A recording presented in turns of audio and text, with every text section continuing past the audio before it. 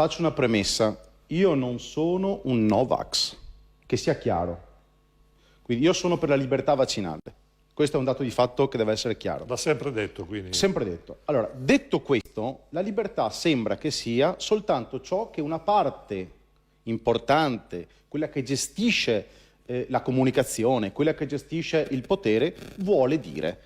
La libertà è soltanto una, non ci possono essere anche altre libertà, ovvero altre idee, perché sembra che quando si vogliono esporre delle idee diverse, qualcuno ti debba necessariamente paragonare ad un pagliaccio, così come ha appena fatto Milanato, del quale poi gli chiederò contezza su altre cose, oppure comunque qualcuno che è, detto così generalmente, complottista. La verità in realtà la dite anche voi, il problema è che poi non viene data la giusta ridondanza a livello mediatico.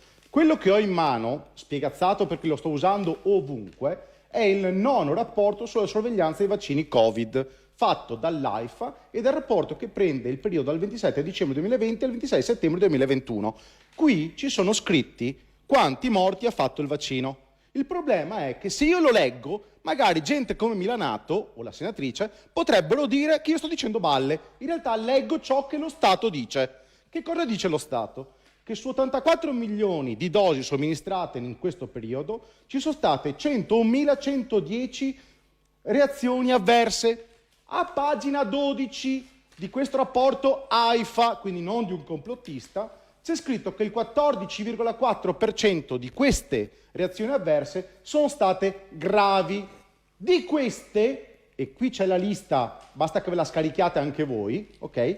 Dice sostanzialmente 3-4 cose, che lo 0,9% è in pericolo di vita, di questi 14%, il 4,3% ha avuto ospedalizzazione, lo 0,96% invalidità, 0,61% decesso, 7,7% altre condizioni clinicamente rilevanti. Numeri tradotti in numeri primi rispondono a questo. Rispondono che ci sono stati circa 1.100 invalidità, ci sono state circa 88 morti, ma altri dati. Però vorrei specificare una cosa che è scritto qui dentro, che voi non raccontate perché siete falsi, bugiardi e ipocriti e volete raccontare solo quello che volete. C'è scritto che il rapporto che avete tirato fuori voi, ok, dice in modo chiaro che questi dati sono raccolti con un sistema passivo di raccolta dati. Letteratura medica insegna che un rapporto attivo di riferimento dati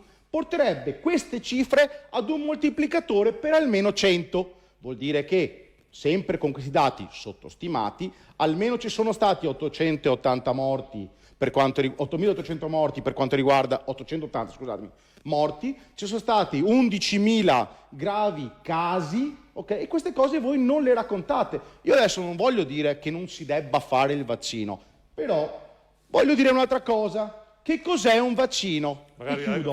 No, aspetta, Agirmo, sentiamo una telefonata da casa, perché poi io vorrei già rispondere. Il politico, diciamo, di governo direbbe sì, però grazie al sacrificio di queste persone abbiamo salvato milioni di persone. No, grazie a Tachepirina e Vigili Attesa sono morte una valanga di persone alle intubazioni di Brescia e Bergamo.